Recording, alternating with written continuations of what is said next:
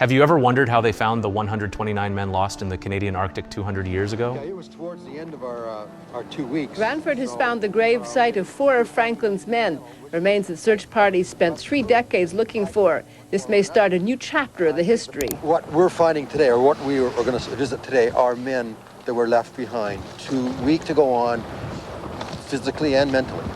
You know, they had just given up, and they said they probably want to wait for perhaps help that came from the north, which of course never came.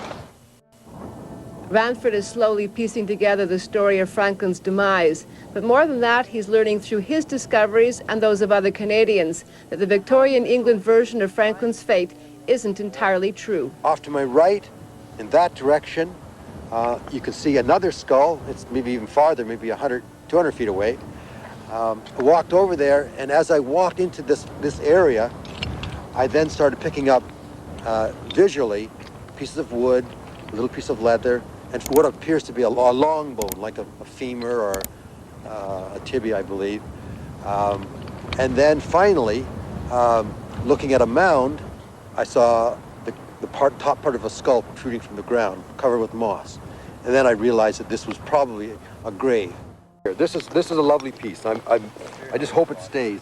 And if you look very closely here, you'll see the material, the men's clothing. There it is there. Right. There it is there. Yeah, that's blue uniform cloth. Yeah, that's